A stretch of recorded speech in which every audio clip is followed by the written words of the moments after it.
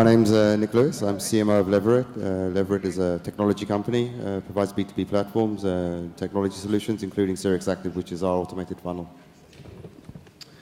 Hi, everybody. My name is Oded Sheffer. I'm the founder and CEO of cPattern. We provide retention automation solutions to brokers and shown how automation can increase trading volume and reduce operational costs. Hi, everybody. Is the mic on? I'm John Lewis from Conversion Pros, and it's a group company. I'm representing Leadistry, which is a full-service marketing communications agency. Hi, my name is Andrew Lane. I'm the CEO of Acuity Trading. Acuity Trading uses natural language processing to extract value from millions and millions of pieces of news every hour and every day. We then turn that information into tradable actions for traders of brokers. Great. So let's get started with the biggest question of the day, which is in what areas are automated system algorithms can already replace workers right now in the industry? Let's start with Nick. I look at automation a little bit differently. I don't see it as a replacement, or I see it as a supplement. Basically, what automation does is it assists a buying decision. So it understands where a decision point needs to be made and intervenes and pushes the client through the funnel more smoothly, whether it's from conversion or retention purposes. At some point, especially in our industry, where you're asking someone to take $5,000, $10,000 plus out of their pocket, they're going to need some level of trust and come back to a human being. So it's not 100%, detaching the human face of the company, but you can definitely assist the key decision-making points into an assisting buying decision. I agree with John. I think from our perspective, we look at the account managers as the point of contact with the trader, and we are asking, what can we do to help the account managers with reducing their information processing load? Because they need to handle so many accounts, so many people. Automation, in this example, could help them with data processing, with data analysis, data collection, so that they don't have to deal with it, and they can be more focused on communication with the traders. So automation, in this perspective, I agree, doesn't have to replace the account managers necessarily, but rather help them with decision-making and addressing the right people at the right time. Yeah, I agree totally with Oded and Nick that when we look at automation, it's something that starts very early in the process, whether it's optimizing from an impression to a click automatically or going from the click to the lead.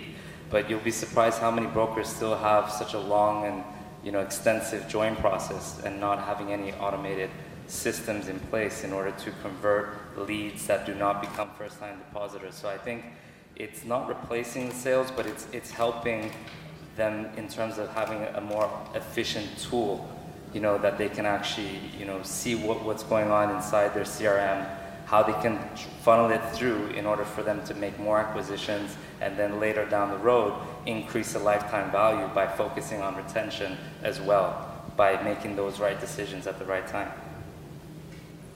Hi, I come from a different area from these guys, from research, and I used to work for the Wall Street Journal a long time ago, and I remember when I first started off, in the late 90s, people would read a feed of news from Reuters or Dow Jones and say, right, I'm trading off that information. Then came internet news, and then came Twitter, Facebook, and vast swathes of information. And we call that information obesity, infobesity. And that's where our technology has tackled a problem that people have. They need to access all news, but they don't have the capability of reading all news. Now, technology or machine learning there and natural language processing have not only tackled a problem, but they've taken the problem and made it useful. But in the future, what I see is in a perfect example of Kensho. It's a very famous startup in New York where you have hedge fund managers, for example, saying to their quants, I want to see the relationship between Colombian coal prices and Sri Lankan stock exchange. And the quant will go off and say X, Y, Z, come back 2 weeks later with the results. Kensho is a little bit like Siri on your Apple, and you can just speak into it and say, hey, give me the relationship between coal prices in Colombia and Sri Lankan stock exchange, and it will come up.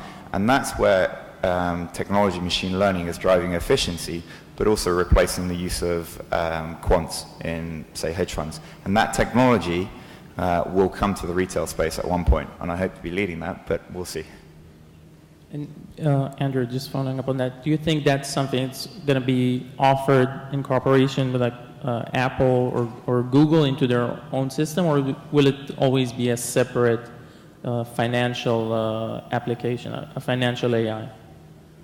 What the application of things like Kensho, will it be separate from Apple or merge into the... Yeah, in our industry. I wouldn't see big brands getting into this from Apple's perspective. I'm sure these guys have got a better idea, but I think the big banks, when we talk about FinTech, are slow to absorb new technologies. They're very slow to come into this area. I think it will be, I think companies will push out, especially in this area, on their own without involving other companies. Maybe integrating within MetaTrader and stuff like that, but no, I don't see any relationship. And following up on what he said, Nick, yesterday Kobe Gur said that our industry is late to the game in technology compared to gaming or online retail.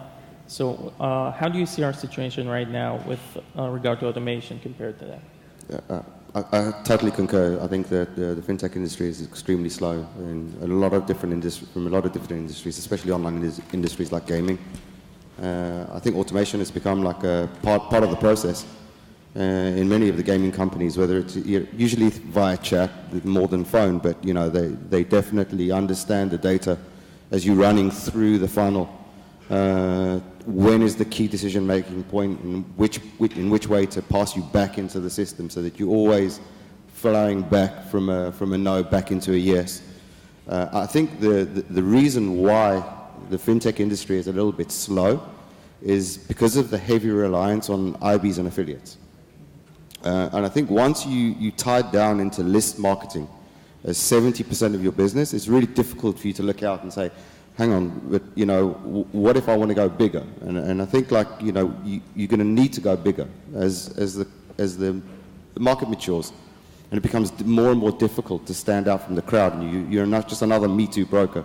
You're going to need to go mass. When you start going mass, you're going to need to deal with a hell of a lot more leads than the amount of leads that you purchase on a list. You're going to need to be able to process maybe hundreds of thousands of leads a day. And the only way you can effectively do it is to effectively speak to your leads at the time which is critical to them during their process. That's what's going to make your sales team function better. It gives you that ability to go out en masse. It gives you that ability to optimize and have further reach. Oded, what other challenges do you see for adopting automation in our industry?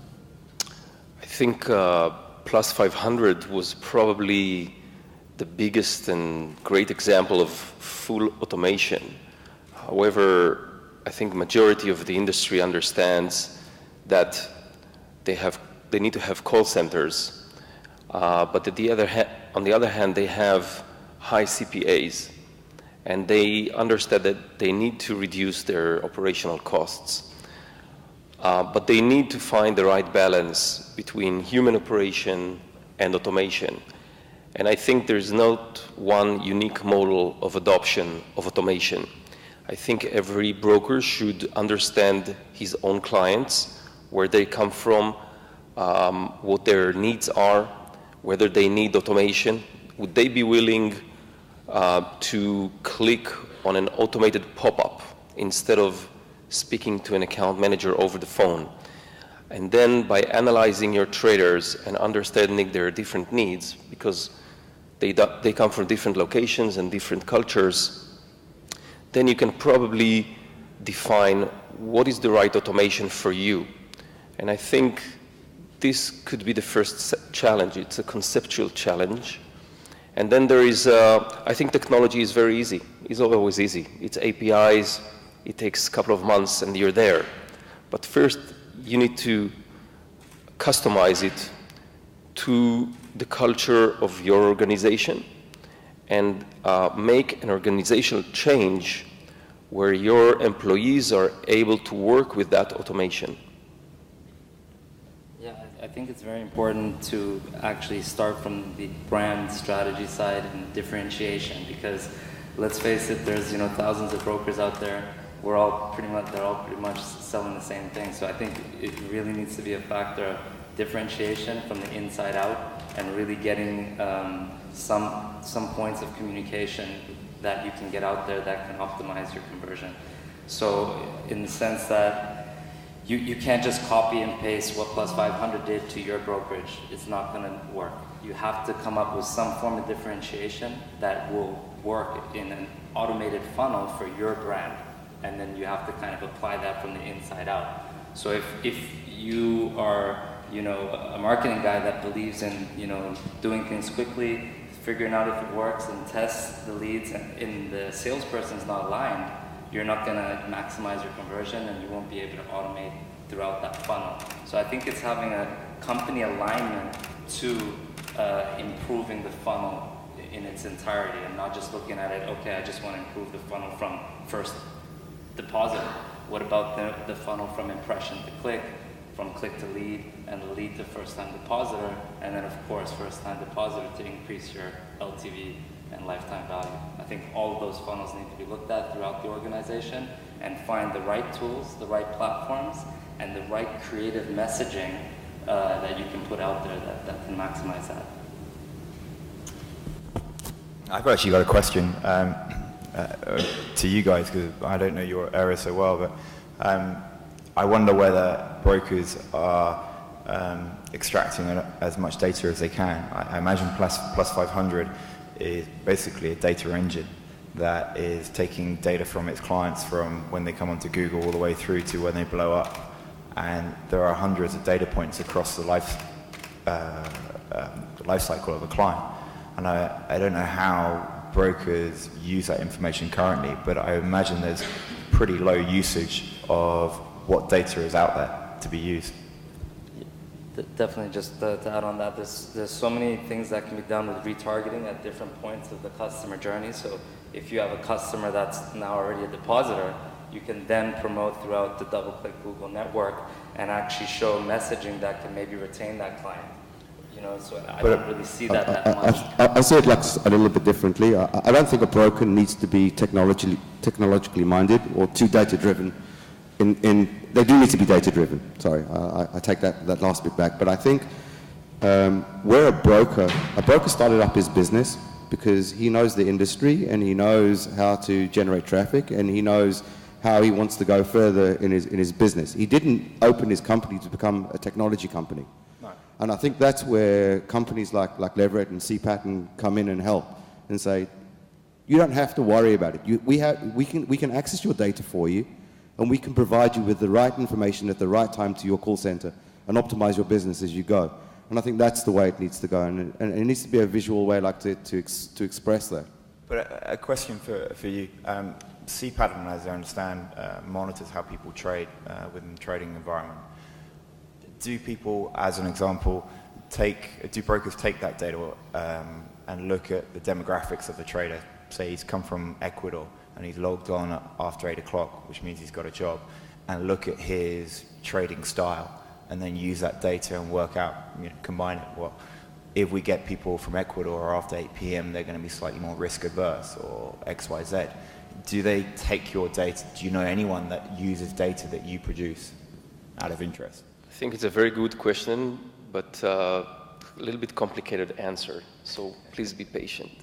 I think brokers are not uniform. There are many types of brokers, and I've seen the industry mature in the past years. I think up to 3 years ago, brokers understood that they were producing huge amounts of data every hour, every day, every week, every month, They didn't even have the tools or understandings that they needed to look at this data and make sense of it. And I think that the most progressive brokers 3 years ago just used Excel reports with sampling data on a weekly basis to target groups of traders.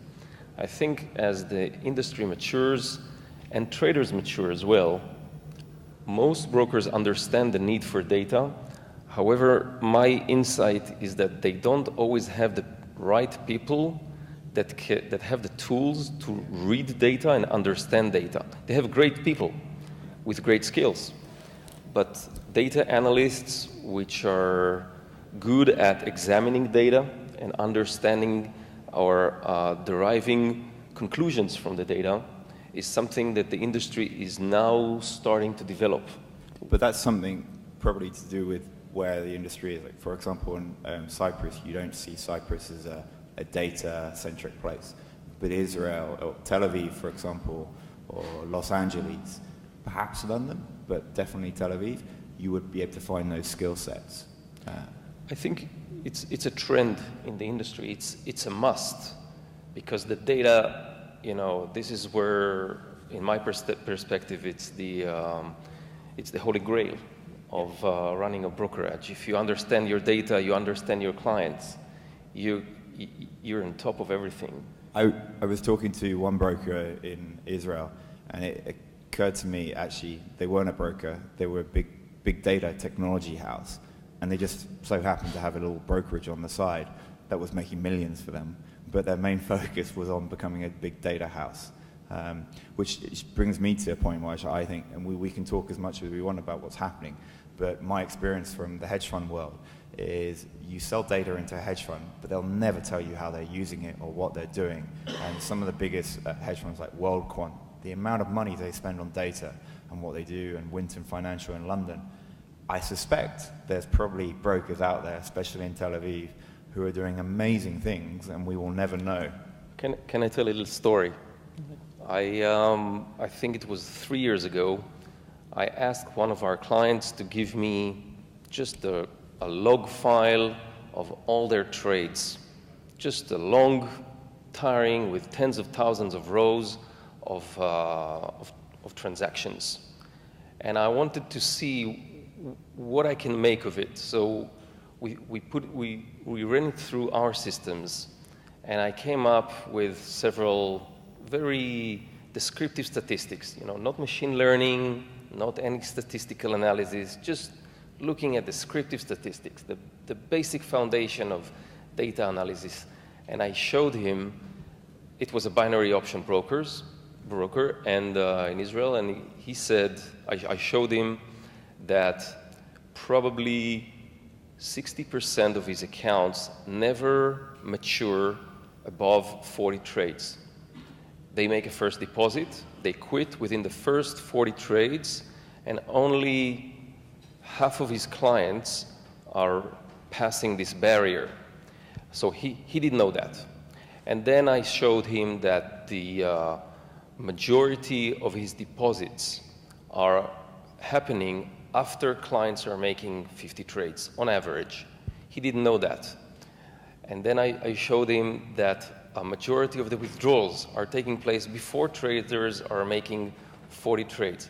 He didn't know that. So I think the numbers are able to reveal a very interesting story. Yeah. But I'm happy to say that brokers today understand that, and that they are putting resources on it to understand data, and that there are many providers out there that are helping brokers with processing data and understanding it. And I'm really happy for it, because this is where the industry is going, and I think it can't go without it. I have a slightly different story. I started in gaming, B2C gaming. Yeah. And I started in gaming when the US market was open for business, and it was boom time. Trust me, the amount of data that I needed to go through to make any kind of sense was minimal. I could do maybe half an hour's worth of analysis, and I would be making millions for my client. No problems. Then the US market closed. Now we have issues. Okay, it's costing us a hell of a lot more to bring in new players. It's a lot harder to convert. The UK market's completely saturated. The European market's not fully matured. We've got troubles. So we hired a BI expert in-house. This is in Israel, not in Tel Aviv. This is in the north of Israel where there's supposed to be only farmers. But the BI experts are found. We found BI experts from different fields. We pulled them in. We explained to them what the gaming industry is. It is available. Within a few months, we had managed to build a fingerprint pattern from the conversion side to first deposit.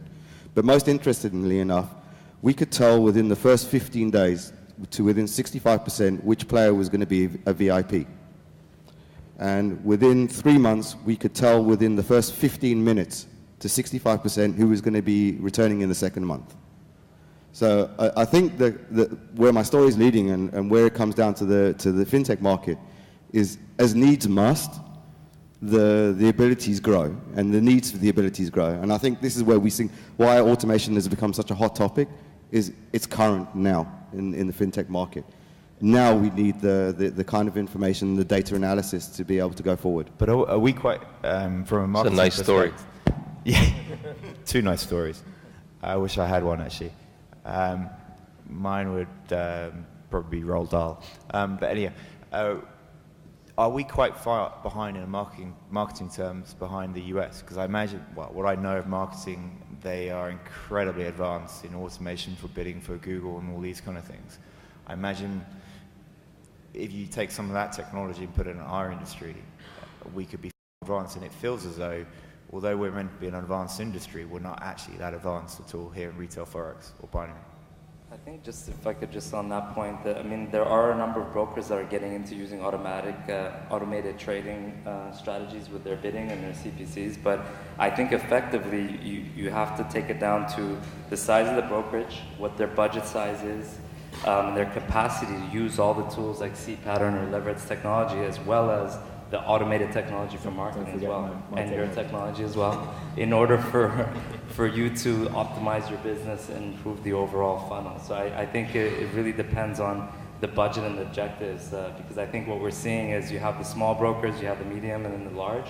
Yeah. So I'm sure the large brokers are doing it because obviously... But shouldn't you just have a technology platform that a corner shop can plug into and say, right, similar to, again, I don't know, but I know Facebook and Google have platforms where you can just change it around. Yeah, but it takes time. And the thing is, a lot of times we get a lot of clients that are very short-term focused and they have short-term goals.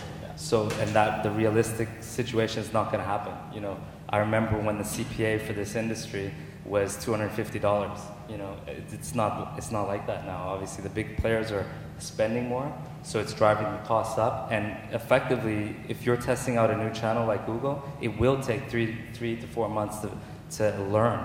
And the fact is, the smaller brokers, they want to get results within 3 months. So I think it comes from the realistic expectations.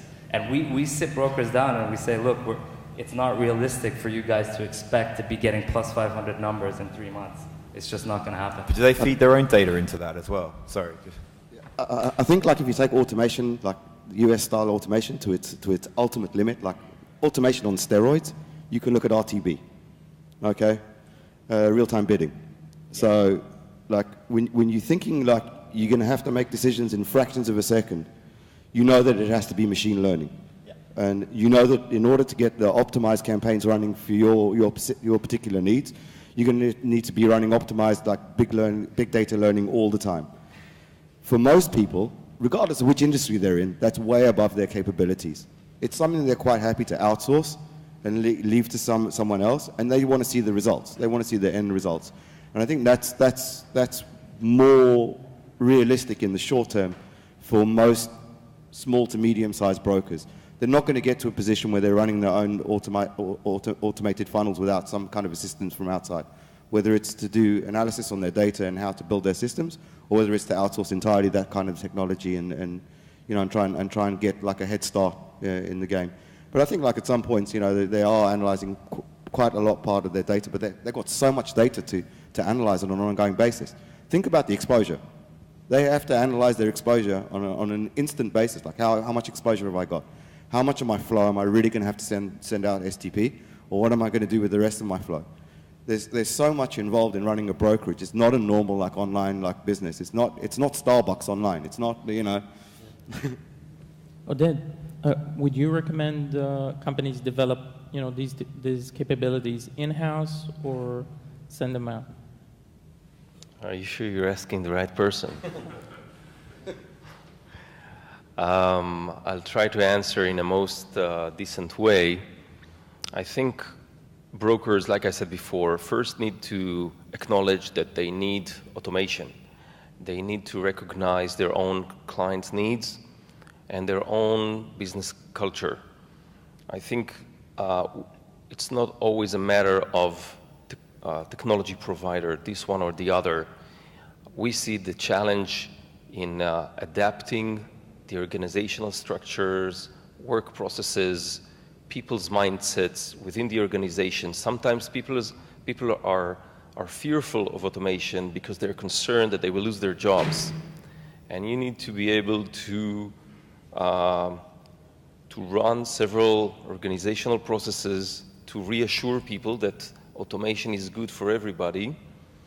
And then I think I wouldn't recommend brokers to start developing automation on their own, because from my experience, you can start with something that will give you maybe a basic solution to a temporary need, but it requires expertise. It requires someone who wakes up in the morning and leaves automation. This is his career, this is what he knows how to do best. It requires some skills and knowledge on how to implement it and how to optimize it along the way. Technological development for brokers, I wouldn't recommend personally, but I would hire definitely an external source. It could be a platform maker, that's fine, or any other provider. But my recommendation is that brokers choose providers not only based on costs, but rather based on results. I think brokers need to see that at the end of the day, they make more money or save money out of automation. They need to be able to see it. And this is the most important criteria in my eyes. The other thing, I think, if we all work in the world of automation, it feels like second nature to us. Maybe it's a little bit scary to people who haven't come across machine learning. The way I see the world, it's actually machine learning and these applications, natural language processing, are actually very simple technologies to get hold of through Azure platform, Amazon Web Services, and the Google likes. I think where we all specialize is in the application. So where you say you have someone, you need someone to take the data and use it. You don't need a quant in your brokerage to do these things, possibly, because you already have these services out there at a very little cost. And what you need to have is someone who can apply that data and make use of that data, because there are services out there who will provide the results of the data for you. I think one of the pitfalls that a lot of people have with data is that they see patterns that don't really exist. and I think C pattern exists. I thought it did. About C pattern. I'm talking about, being in marketing, it's quite easy for me to manipulate a piece of data to make it look like I'm doing a lot better than I'm really doing. And I think like there's a danger like when you do it for yourself that you could actually try and read facts that aren't there to make you feel good that your theory about how the market should be going is really happening. And I think like having an outside perspective is even more valuable than just the technology. And also I think that there are always internal politics. If you're an analyst inside a broker and you find data that the management wouldn't like to see, how strong are you to present that to your managers? It always involves politics. And I think you don't need to maybe skip having an analyst in-house, but I think it's always important to have someone from the outside who is not involved in the internal politics, that is clean and he can show you the data as it is.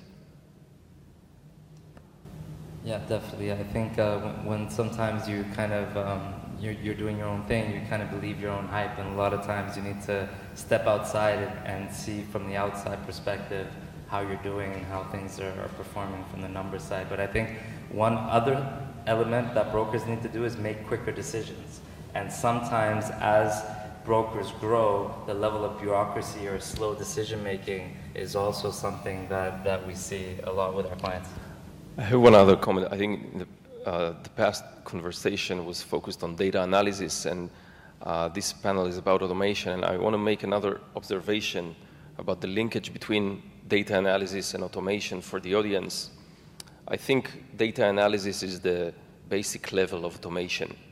Automation should be ran on data. And at the end of the day, my vision for automation is to have employees in the brokerage house serve as controllers, meaning that instead of doing labor work of, let's say, retention or sales, they would be more, would have more abilities to observe an automated process and intervene where human action is required. And this is, I think, where brokers would make the more benefit, because they would spend human resources on automated processes. And I think that would be the best optimization. So let's say, I'm a small broker. I heard you convinced me I need, an outside source who's objective and an expert in BI. What's the first thing that I do? I don't know anything about automation. What's the first step that I take? Let's start with Nick. From our perspective, we built it into our platform, so it's very simple. Just take our platform and run.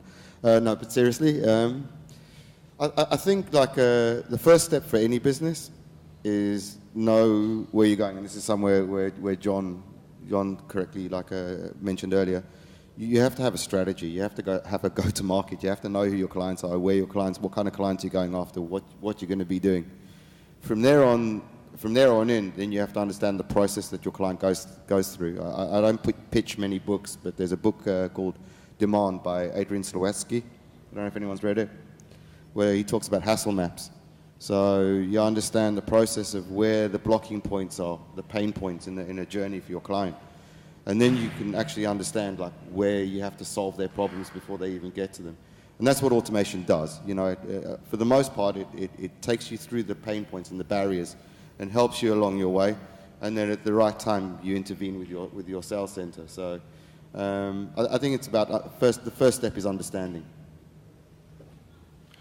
You asked about small brokers, and my advice to small brokers who have several hundreds of active accounts is to consider not introducing automation at this stage, but rather develop a stable cash flow, clientele, work procedures, human-based. Everything should be human-based at the first stages. Of course, I will not say no if they would like to purchase automation, but I think they should first establish their business and have stability. And I think once they grow their business, they are looking for the next stage of growth. Usually the point is above 400, 500 active clients. This is where things get complicated to manage. You have more account managers, you have a larger cash flow, and then you start looking for tools that will help you run the operation in an efficient manner. And I think this is where automation should be introduced at this stage. John? Yeah, I agree. I don't think, obviously you have to have in your mind as a broker to start optimizing your automation, but I wouldn't do it at just as you jump in, because depending on how many clients or leads you're bringing in, you'll organically start optimizing that funnel and start automating. But I think the key is to have a realistic strategy with objectives and goals, and then make sure that you're able to achieve those along a realistic timeline and roadmap. I actually disagree with both you gentlemen. I think you can start your automation process at a very, very basic level, even from the beginning. You have a website. There is no reason why you shouldn't have an exit site strategy on your website. That's the most basic level of automation. Don't leave my site before I give you the last word. So I think you can start thinking along that line. Those things for sure need to be embedded, or not having a 9-page join process. Thinking about like also your registration process. Do I really need to make someone go through 3 levels of registration just to make a first deposit? I think it would be pretty hard to create a brokerage without some form of automation anyhow. And there's 2 types of automation. Ones that help improve the service you're giving to clients, and one that help save costs. And then, as you said about your strategy, you've got to think, well, what's your strategy? Are you going to try and become plus 500 and automate the leads coming in? Is that important to you? Or maybe you would have a phone call, someone calling, and your back end is far more automated. Or you talk to CPAT and Acuity about offering services that are much more automated to help your traders. There's automation all over the process of the client life and also in the back end of a brokerage. And you've got to work out where your strengths of your brokerage will be in the future, and how you will use automation to build on those strengths.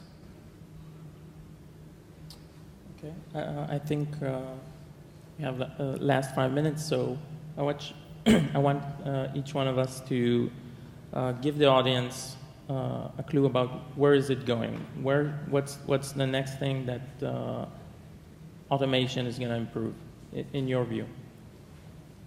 I think when I look forward, I see automation like helping, like it's basically going to enable brokers with a vision to extend their reach far beyond what they could do without it. So I see it like coming in from every point of the funnel, from the point of acquisition through to the point of retention, and growing your user value and lifetime. So it's not just an email system or a pop-up or a chat, but it's everything that you do around it. So stuff like stuff that small brokers can do from day one is to have an auto dialer, so that basically an agent isn't wasting his time dialing a number, waiting to see if the person's available, and then putting the phone down and going to the next one. There are so many processes around, and I think the way it's going to happen is that we're going to see brand strategies come out, and everything around it is going to be automated able to assist the go-to-market strategy and the differentiation that's going to happen between different brokers.